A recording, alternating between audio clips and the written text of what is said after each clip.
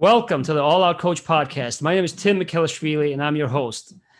This is the place where we capture our ideas and some of our most memorable conversations with a global approach that's deeply rooted in sportsmanship and a scientific curiosity. Today, I have a special guest who's a biopharmaceutical industry executive for over 25 years, who's worked and led medical teams across different, very well-known, established organizations in oncology and immunology, such as AbbVie, Shire, Bexalta.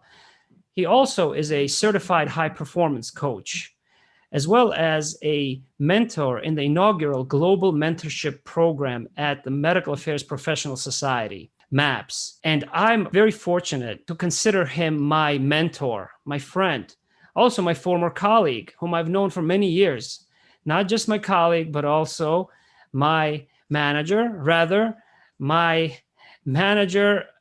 with 3 layers above in our organizations, in the structure of our organizations, in fact. And he certified me when I joined a very innovative company called Bexalta, which was a success story and which focused on immunodeficiencies and primary immunodeficiencies and rare disease. In fact, this was a company where the first question during the orientation was, what is your legacy? So you can understand why this was a memorable organization for me. I'd like to welcome Leon Rozen, who's going to talk to us about how to influence the lives and the leaders in business today. Leon, welcome. I'm so glad to have you here on All Out Coach. Thanks, Tim. I'm very pleased to be here. Thank you for the introduction. I have to say that I'm pretty honored to be able to call you my friend and teammate as well. Thank you. The feeling is mutual, absolutely mutual, Leon. And the very first lesson that I remember from you, where I realized that you're not only a global medical affairs leader in our organization, but someone who was a true coach with a great sense of humor as well, and with a very unique personality, was when you told this entire medical team about the primary goal of our communication, how what we communicate has to be consistent with the message that we intend to convey to people, which oftentimes we forget. And the way you had presented that concept and the passion with which you had presented and the tone was one that for me was a turning point, and how I wanted to ask you for advice and consider you my mentor. So I'm really glad to have you also join from Australia. So you're a guest who has joined from the farthest location so far. Yeah, I'm not quite sure you're going to get anybody to join from further away than Australia. We are sort of right at the very bottom of the world and a long way from anywhere, but which has its advantages and disadvantages. And it's interesting you talked about communication, and I remember that because that's it is something that's really important to me in terms of the message. And in the end, your meaning of your communication is what the other person walks away with. And so you have to be really clear in what you want them to walk away with and in making sure that that's what they walk away with. And I'll give you a little example, and it's one that I think about sometimes a lot. If you email someone with the expectation of a response and there's no response, right? And it's an interesting thing. One of the challenges with email is that we expect this instantaneous response, and then we think, oh, we'll give the person an hour because maybe they're at lunch, and some of these unreasonable expectations. But let's say you get an email from someone and you decide you're not going to respond. That's fine. However, what it means is that you don't know what that person takes as the meaning behind your lack of response. It may mean nothing to them. It may mean that they think you're busy. It may mean to them that you don't like them. It may mean that, they think, I don't really want to work with this person, or this is too hard, or I don't want to answer the question. So just bear in mind that even no response and even no communication is communication. And if you don't respond to someone, and this is not just about emails, take it to wherever they want to take it in terms of what they see as the meaning behind your communication. So, most of the time it doesn't matter, but just to keep that in the back of your mind, because I think that is really important in just relationships. Yeah, thanks. Thank you very much. I'm not going to ask you many questions. I've known you for many years during this conversation.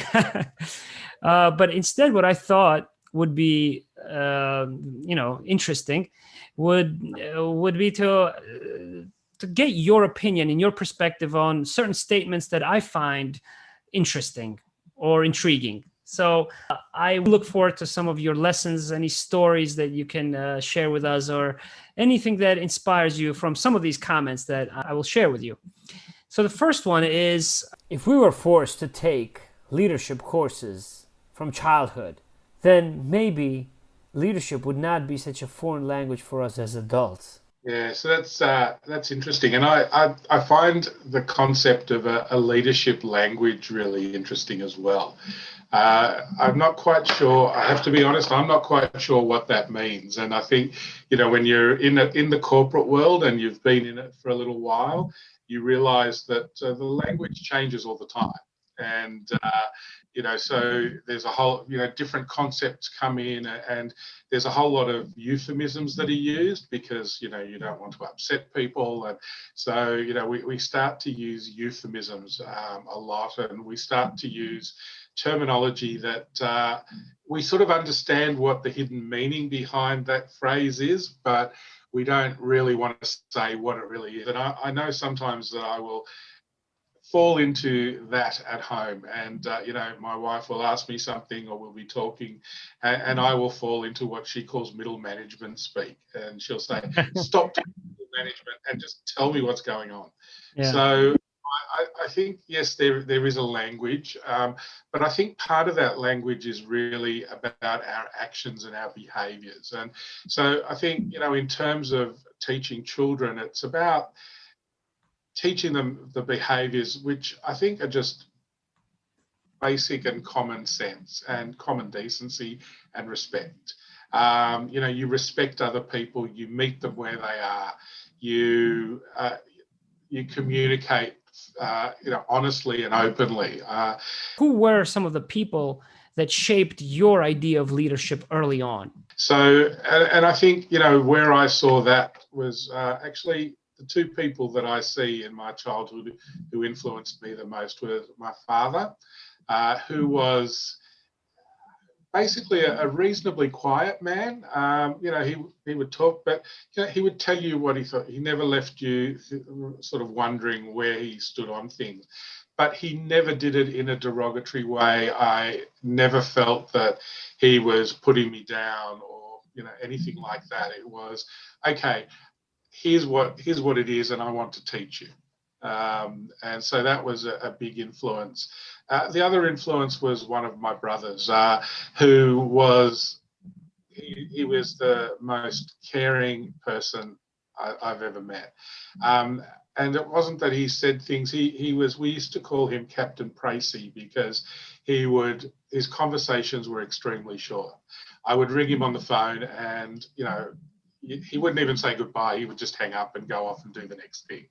And so he could come across as really rude, but that wasn't what it was about. And he would always be there if you needed him. He would give you advice, and it'd be honest and open. So I think we need to have those behaviours, modelled, for our kids. Mm-hmm. Leadership, I often say, is a way of life. It's your choice. It's never given to you. Was there a turning point in your life when you chose leadership and you took it in your own hands? Yeah, it's interesting. I don't know if I ever chose leadership. I'm not quite sure how that works. So I know I can remember being, as an MD in the hospital, and you would be part of a team. And remember, we're talking. I graduated almost wow, almost 40 years ago. So, that was a long time ago. And obviously, the way things worked in hospitals and relationships between the different healthcare providers was very different to what it was today. The way I saw it at the time, and this was just my way of life, I guess, was that everybody in the team, whoever it was, had an opinion. And that opinion was of value. It certainly was of value to them, and I should respect that. And I did not have a monopoly on good ideas or on knowledge. I would listen to what other people had said, but I would always have in the back of my mind, where does the buck stop? The buck stops with me. So at some point I need to, I guess, make a decision. And that was how I approached being part of a team in medicine. Everybody had a valuable input. Someone at the end had to make a decision. It might not even be me, but that's that point. I think, the next role I got after I left the hospital was actually as the medical director of a blood bank. And I had no idea what a blood bank did or anything along those lines. Yeah. I was 26 at the time. And look, I'll be honest, a reasonably naive 26. And I was suddenly put in charge of the blood supply for 1 million people in Sydney, in the west of Sydney. And I had 40 staff, which included all of the nursing staff, the laboratory staff, the admin staff, even the drivers of the buses and those sorts of things, and the delivery truck. Again, it was the same sort of philosophy. So I never sort of said I was the leader. I sort of guess I knew it, but I was just the person in the team who made final decision. That's a strange way of looking at it. And I had a vision, and I wanted people to come along with those visions, but people worked with me, not for me. Mm-hmm. Yeah, that's how I felt. That's how I know the team felt when I had the honor of working with you on your team. So here's the next statement that I want to read to you. Look at life as a sport, not war, as no matter how tough it gets, there are winners in sports, but no winners in wars. So I know I've spoken to you about your interest in various sports and talked about sportsmanship at the beginning of this podcast. Is there any sports inspiration to your performance coaching, Leon? Yeah, there is. So I'm a big fan of Australian rules football, which may be foreign to lots of people who are listening to the podcast. Great game, best game in the world. I followed it. I learned the rules a long time ago. So. I love it. So I have my team that I support, and it's interesting because they're going through a whole lot of turmoil at the moment, just like any business or any organisation. And with the board spill, and they've got rid of their chairman, and they've got rid of their coach, and there's all sorts of stuff going on. But I think it's that sort of quote about, a champion team will beat a team of champions anytime. And it is about the team. One person, they might have the best player that's ever played, but they need the rest of the team. One person can't make that difference or win it for you. So I think there's that. But, it's a sport that's very tough. There's no padding, and injuries are a big part of the game. And I played it a little bit when I was younger, not very well, but I played it. One of the things that I learnt was that, and that I've heard a lot of times as well, is that when you're going in to do something, in terms of injury, if you pull back a little bit because you're scared, if you pull a little bit because you don't want to get injured, you're actually more likely to get injured than if you just go in full on. If you do something you're all, number one, you're more likely to succeed at it, but number two, you're a little bit less likely to get injured and hurt, on the way. So I think, that's a lesson that you can take into life. you just go and all out on things, and you're much more likely to succeed and succeed well.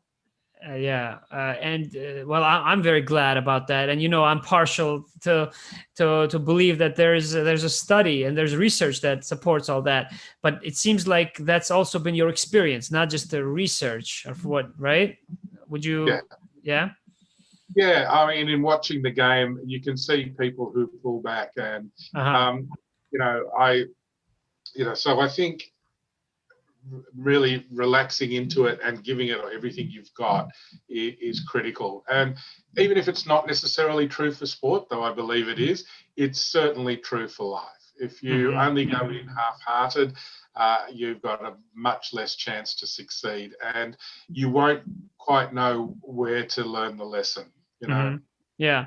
Well, Leon, as a follow-up, do you think that it's your interest in sports, your early training and attempts and just participation in sports that inspired the competitiveness out of you in order to excel throughout your career? Do you think that and to be competitive, to stay competitive? Or yeah, that's a really tough question, and that whole nature versus nurture, and I don't believe it's one or the other. No. Okay. I think it's a bit of both. So I think because people have a tendency towards it, and then that tendency is might be great or it might be small, but the tendency is there, and then depending on what happens in their life and their life experiences, it will magnify that intensity or that tendency to action. And some people don't need a lot to be called to action. Some people need quite a significant life event to be called to action, and we've all heard of those stories of people who have turned themselves around and up to that point where really that competitive. And I think it's also about whether you're competitive with yourself or competitive with others. Yeah, going back to that example that I talked to you about at Baxalta, where I had received probably the most extensive training I had ever received at any company. 3 months dedicated training from a PhD who was an expert in the field, after which you certified me, you and my manager and his management, of course. But I remember that feedback that you had provided and the tone with which you had provided, how constructive it was, and how how you recognized my efforts and as well. So you definitely don't come across as a person who considers that there are winners in wars. So this leads me to my next statement. And because I haven't revealed the author of any of these statements, I'll do so now. The reason why there was no author, it's actually yours truly here, All Out Coach. These are just some of my reflections. So but I'm always testing them. Leon. And that's why I get other people's perspectives and getting live feedback from you. The next one is the following. Inspire all your employees to be sports athletes and scientists, regardless of their background. Do you think such a business is possible? Why or why not? What are some disadvantages or advantages to that kind of mindset? Yeah. So the first thing I would say is that they're not mutually exclusive. Right. So, when you talk about mindsets, yes, I think the approach is different, but it's not one approach versus another. So, some of the best sports athletes, will actually have a scientific basis to what they're doing in their performance. So, I think the two go together, and I think when I look at really good sports people, really good athletes, I think what strikes me about them is their ability to essentially perform over the long term. And that it's their self-discipline, it's their consistency, it's their, work ethic, it's their, okay, I'm going, it's their focus, right? not succeed as an athlete if you don't have those things, if you don't do the training, if you don't look after yourself, if you don't recover. It's not just about going out there and performing or playing that sport or doing the run or whatever it happens to be. There's a whole lot of other stuff in terms of preparation and recovery that goes towards it as well. So there's a real discipline that goes to it. And then I think the scientist is really somebody who looks at things and says, okay, I want to understand this. I want to understand why it's happening. And I'm open-minded about it. So in some ways, I think of a scientist as an open-minded skeptic. In other words, here is something presented to them. They're going to test it, like you're testing your words, right? That to me is the scientific method. And so, like I said, the two are not mutually exclusive. Yeah, I would have to agree with you, Leon. Just reflecting back on how I have always been inspired by competition and how I would create games out of anything. Like I was the only child, growing up, and whether it was a still jump, long jump, or create baseball games, even though we didn't have any baseball bats or baseballs. Growing up in the Republic of Georgia, I think I started a group of my classmates who were probably the first ones in the whole country who knew about baseball. I had looked up, the rules, and we used textbooks and erasers or tennis balls, believe it or not. So I've always been fascinated by competitions, different rules, how relevant they are, how reproducible they are. But at the same time, some of my best memories are from being on championship teams, whether it's in high school or in college. So, but what really inspired that quote also is the hypothesis that I have that if you create the kind of environment in a team, such as the one that I was a part of when I was at Baxalta, for example, where you were leading our team. I think even a person who's a janitor, right, who doesn't require a lot of extensive training or experience, is going to try to research that next best detergent that they can use next time they come into office to clean. Because I believe it is possible to be competitive, yet to be very collaborative as well, with sportsmanship and with curiosity, scientific curiosity as well. So you mentioned performance, Leon. I think performance is different from success. So what is your perspective on how performance is different from success? That's a really good question. So the high performance coaching that I do, really, you got to think about, okay, I'm going to coach someone to high performance. So what does high performance mean? What is a high performer? And a high performer generally is somebody who is able to demonstrate, and the word success comes to mind, but is able to, be a leader in their field and an expert in their field consistently over a period of time. So to me, performance is not episodic. High performance and good performance is over time. And you need to have that to be a success. So there's no such thing as an overnight success. People need to pay their dues. So I think success can be episodic. So you can go out there and you can perform and you can have a success, however you define that, and you can define that any way you want. But that doesn't mean you will continue to have success. Being a high performer, generally, if you're doing the right things, you will have some success because you're performing to your goals, right? To get to your goals. So if you're getting to your goals, that's a success. So I think it's about, number one, we've got to be careful how we define success. Are we defining that internally, or is that an external? So, I'm going to be the CMO of the biggest pharmaceutical company in the world, and that's the only definition of success. Well, only one person at a time can do that. So that's a really tough definition. It doesn't mean you shouldn't be aiming for it, but need to think about what that definition is. I think the other thing is, performance is really about that consistent application and consistent discipline. Okay. Yeah.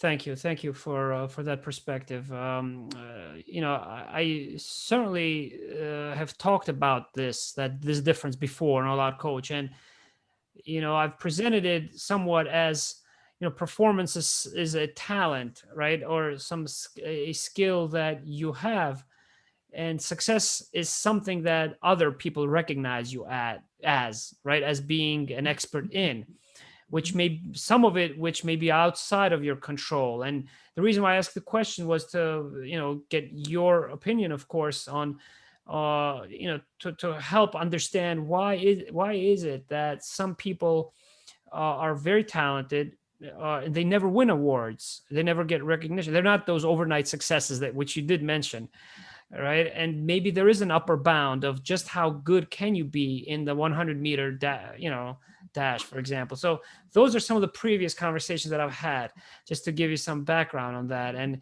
I like that long-term perspective that you provided on performance, being a high-performance coach, that you have a long-term approach, and that success may be defined individually, right? Maybe. Yeah, I think that's the challenge. And you mentioned about success being defined externally, Uh-huh. and yes, when we're in the corporate world, and we're working for a manager, and we have there's a set of company goals, and they all Yeah. flow down to individual goals. You don't define what your success looks like. Right. So there are some people who perform very well, but may not get recognised for all sorts of reasons. So I think, Mhm. as I said, you've got to think about what is your internal definition of success, Okay. and then obviously there's the external definition. Okay. Yeah. Great. But Great. that's a Leon. whole other podcast, Tim. Yeah. Yes. Okay. We'll have it, episode number 2, continuation of it. Yes. So you mentioned the corporate environment and some competition or some goals, right? Leon, do you consider hiring your team members a contest, a competition, a negotiation, a conversation? What is your perspective on your personal perspective on how do you hire those most successful, highest performing, team members? Yeah. So I think I've had success and non-success in hiring people, and I think everybody does.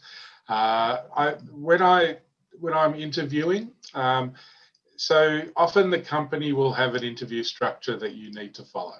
Yep. So they will have their series of questions, and especially their behavioural-based questions. And you will choose one to demonstrate a particular behaviour that the company happens to be interested in. I think the stricter that is, certainly from my perspective, the stricter that is, the harder I find it to be to interview someone. Mhm. Because the way I look at it is there's two parts to being successful at a job. One is, does the person have the technical skills or the ability to learn the technical skills? Mhm. And then the second part is the vaguer part of it, the more ethereal part. Are they a good fit for the team? Which is, the euphemism for we didn't really like you all that much. We don't think you're going to fit. Yeah, you're not a good fit. Yeah, right. Based on our definition, right? Yeah, but are they the right fit? Are they going to be able to have the skills or learn the skills that they're going to need to be able to put that technical knowledge to best use? And for an MSL, the other question I would always ask myself is this a person that I want to represent the company and to represent me? Right. Mm-hmm. So that's always in the back of my mind, because the MSL's at the cold face. Yeah. So my interviewing tends to be more a conversation. It's about really getting to know the person. One of the questions that I ask is I will ask the person to close their eyes and just go back to a peak experience in their life. So a point in time when they felt really energized, really satisfied and proud of what they had just achieved. And when they get to that point, I ask them what it is that they've just done and why they're feeling that way. And it's a really great insight into what makes that person tick. So, for example, my peak experience is a job that I had where I led a team. It was dysfunctional at the beginning. It was functional at the end. We got recognized internally. The individuals were being developed. They were moving on within the organization. And I felt like, with a team, we had got to the top of that mountain together, and we were all standing up there bathed in light. Right. So that's an insight into how I think and how I work. Whereas somebody else might be, I'm here and, I've just done this, this, and this, and, I've performed really, really well. And it's much more individual than a team. One is not right or wrong or better or worse than the other, but it gives you an insight into how they're going to work. And then you can work out, is this what I need for, this particular role? Mm-hmm. That's sort of what I'm looking for, and it's much more a conversation. Yeah, thank you. I think that's a very forward-looking and timeless approach to hiring. And when I think back to probably some of my most memorable experiences when I had to hire others, I think back to my very first year in the pharmaceutical industry when I was a postdoctoral fellow. Essentially, I was a contractor. And I was working at a large company in headquarters that underwent a hostile takeover. So I was uncertain, as was my manager and our entire division, about our future. But I was also in charge of hiring the next incoming fellow to replace me.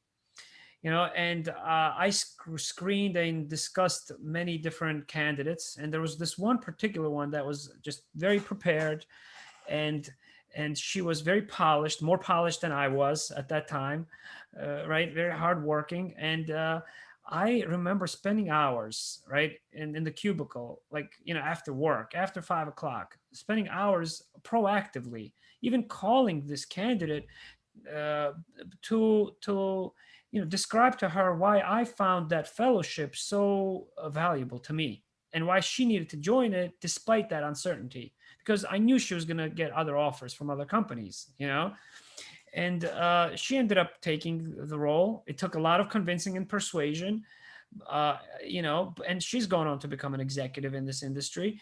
But that one incident to me, as I think back to what is the current standard of practice in hiring, it reminds me of, okay, maybe hiring should be a conversation like you just, discussed, right? Maybe we don't need to have time rule us when we hire people. And when, maybe many of us, despite the experience that we have or the status or our background or credentials, maybe it's not a position where the hiring person considers themselves to have that advantage or that perceived advantage or that pedestal or that freedom to choose, but rather they approach it from a conversational, they make that process informal, because I don't believe that a job search needs to be more difficult, more complex than the job itself, which ultimately becomes, I think, right? So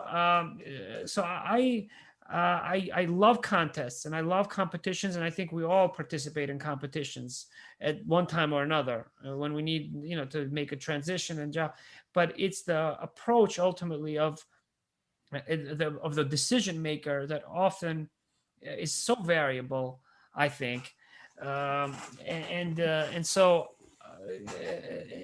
I think that we when making this process formal and we drag it out over time and we create a lot of steps in order to filter different candidates, different experiences, in the process we lose on getting to know the person and what they can bring, their potential, I think. And we'll lose the time efficiency of that decision as well, where it becomes sort of a judgment of performance, of short-term performance, that very often throughout my career I've seen, that I've observed, has not translated into success, long-term high performance or consistent high performance, like you mentioned. So that's just my opinion that I wanted to share with you, Leon. Any No, comments on that? no. I've worked at companies that have had very complex hiring processes, and Yeah, including bringing the candidate in for 2 days and putting them through a whole lot of right, presentations and right, role plays and all of those sorts of things. And right, I think it's probably incredibly taxing on the people who are hiring. right. Does it make your decisions any better? I'm not sure. I'm not convinced it does. It'd be lovely to see the research, but obviously, the companies believe that it does if they're doing it and spending a lot of resources to do it. Yeah, yeah, But in the end, I think it's about reflecting what's going to happen, and work is a conversation. yeah, So I think if you can have a conversation with someone in a job interview, which is, let's face it, a pretty high stress situation, yeah. then I think then you can have that conversation with them at work, and you can have that conversation when things get pretty tight. I remember the first person that I ever hired in the industry. I was associate medical director at a company, and I was the medical department, and I hired someone for medical information. And the company headquarters, the location, was undergoing building at the time, construction, and it was happening just outside my office. And this guy was in my office, and we were having a chat, and suddenly the construction started outside the window, and it Yeah. absolutely derailed everything. And it was his response to that I looked at and said, I want this person, right? Uh-huh. It didn't faze him. He took it in his stride, and I thought, right, this is a guy that I know I can count on under pressure. He's Right. not going to get fazed by things. We can still carry on the conversation. And he was fantastic. One of the best hires I ever had. Oh, that's a great example. Yeah, and when I think back to my first full-time role, Leon, as a medical science liaison, I remember that I probably didn't answer one question the way the hiring manager or that team was expecting, but I answered it very genuinely, authentically, and I was tested. I mean, the presentation stopped working, but I continued it. Nevertheless, I knew it. They asked me one very complex question, very specific question that I was able to answer correctly, and that was not unequivocal. It wasn't, subjective.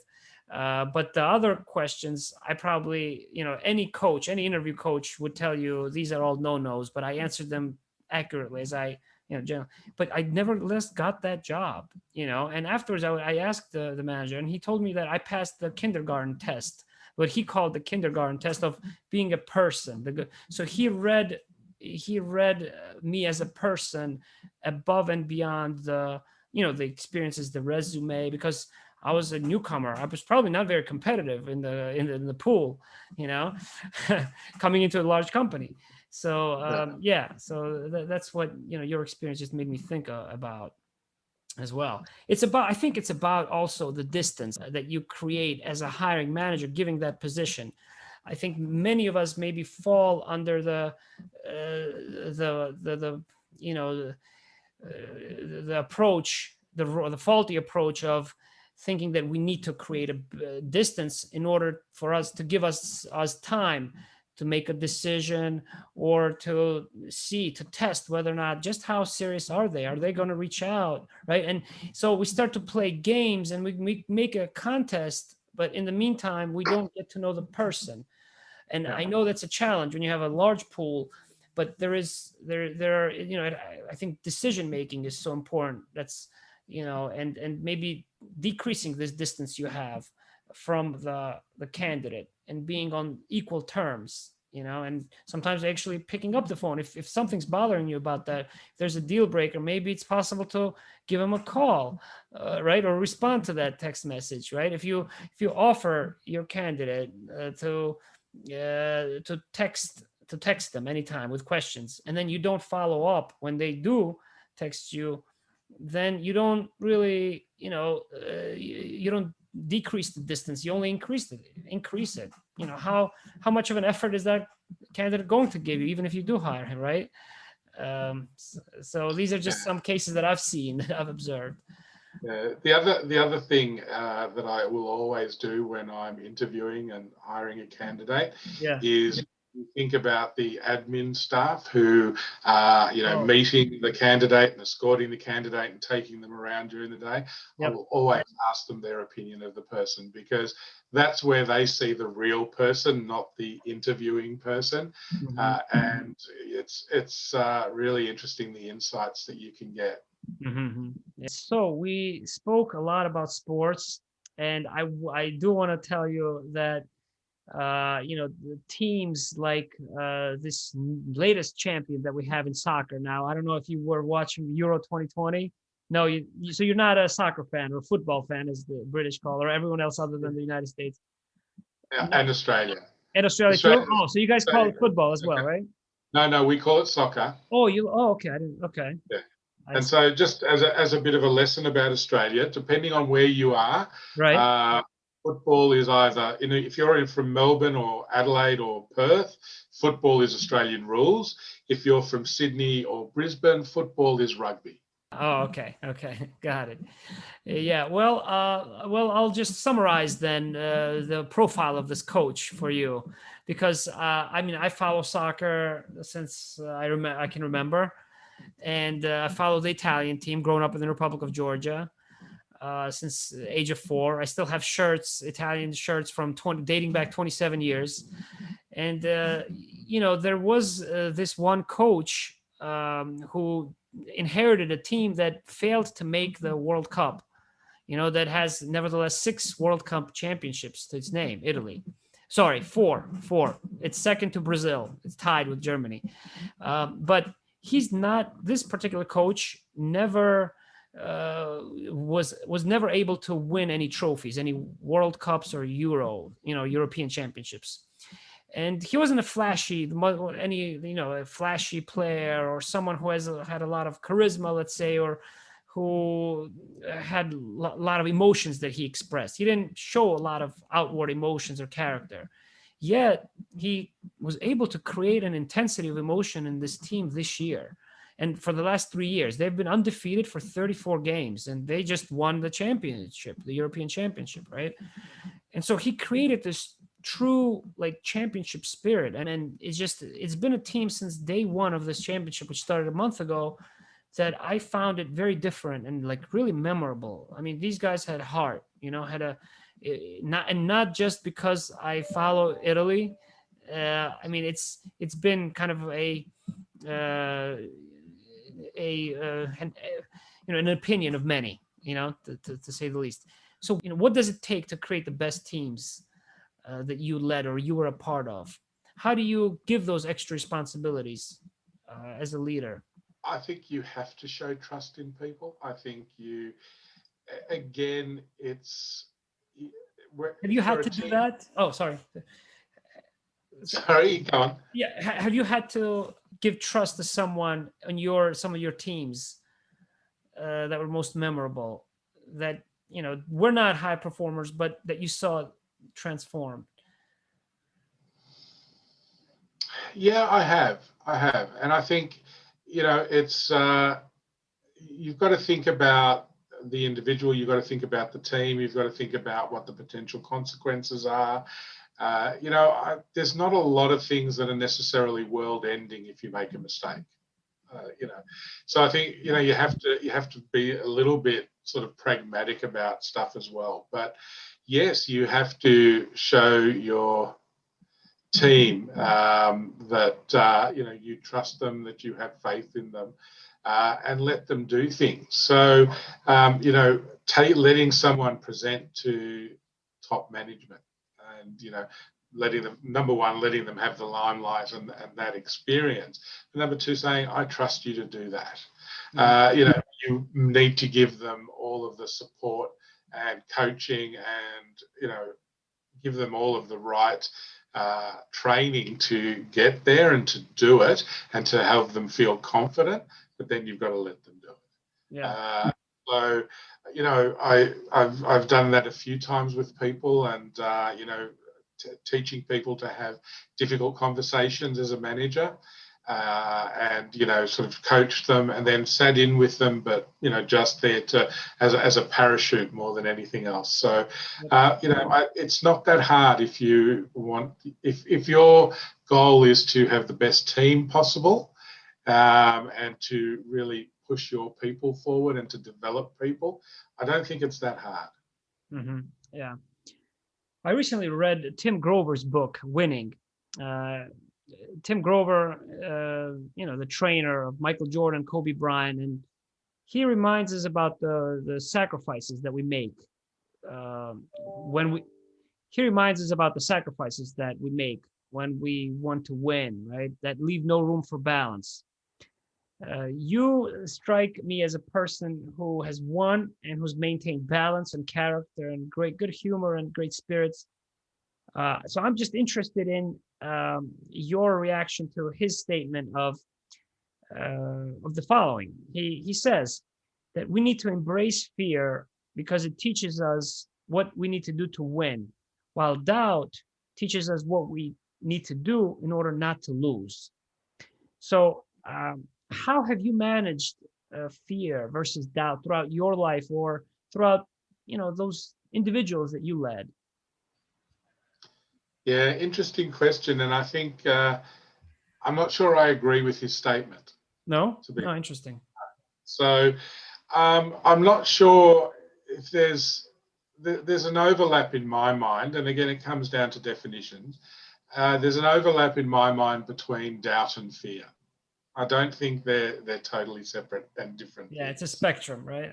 Yeah. So and I think certainly when you listen to people who again, back to my Australian rules days, and my Australian rules team, and one of the champions of that team who has recently been the coach of that team, and I've heard him speak on numerous occasions, and gone to heard him speak on leading and coaching, etc. I'm not sure that it's what is the more powerful motivator, that desire to not lose or the desire to win? And I'm not sure, and I think it's different for different people. So it's that reward versus punishment. Is some people are motivated very much by the reward, Mm-hmm. and some people are motivated very much more by the avoidance of punishment or the avoidance of pain. And if losing provides that much pain, you will do whatever it takes to avoid that pain. I see. So that makes you win. So I think it's a little bit more subtle and complex than that. And as I said, I don't necessarily see that much of a difference between fear and doubt. Mm-hmm. Okay. Yeah, that's fair. Yeah, interesting perspective. And that's why I wanted to ask ask you for your opinions on some statements that I think are intriguing, that I found intriguing as well. Leon, I thank you very much, for sharing a lot of your perspectives and stories and examples. If you could share one timeless lesson, story, or two, if you like, you have all the time you want to, you like to take, what would it be? What would you want to share with those who are going to tune in to All Out Coach? Yeah, so that's interesting. I think I'd like to believe I have lots of lessons for people, because certainly have lots of lessons for me. I confirm that, being a colleague, a teammate, and friend, mentee. Yeah, thank you. So I think you mentioned, just as we were talking then about that quote, you talked about sacrifices and balance, and I have to admit I have a visceral reaction when people talk about work-life balance. I don't believe that's such a thing. I think it's the wrong thing. So you agree with Tim Grover on that point? I see. I do. I think there is just balance. I think the problem is when you talk about work-life balance, you suddenly have a dichotomy. There's work and there's life, whatever that means, right? And it needs to be balanced, and one is good and one is bad, because that's what people walk away with. Work is bad, life is good. Right. And so you need to have more life and less work because that's good. And I don't think that's true. And I think it's about, there are so many things and aspects of our lives that we need to balance, and we balance that according to our personal priorities. And I know one of the things my wife keeps telling me all the time is, you've got to get a hobby, you've got to get a hobby. Because she says my hobby is work.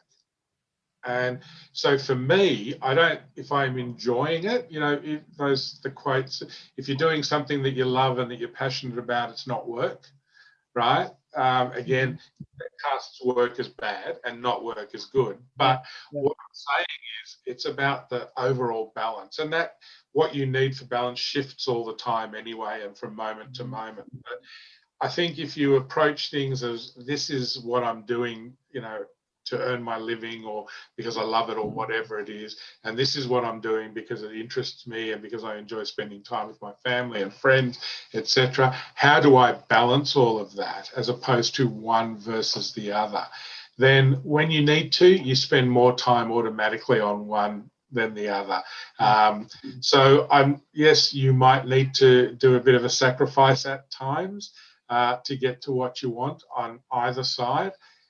But, you know, it doesn't become a sacrifice per se. You don't necessarily feel like you're losing out on something. You're just changing your priorities for that period of time. Yeah. Great. Thank you. Thank you very much, Leon. Thanks so much for being my guest here on All Out Coach, for continuing to support me as a person, as a professional, as a teammate, as a friend. And we're going to speak again, I know, All Out Coach, after the Olympics are over. Anytime you like, you're welcome to come and visit. Let us know your next direction or focus or projects. So thank you very much. Leon Rozen, everyone. Thank you, Tim. It's been great. I've enjoyed it very much. Likewise.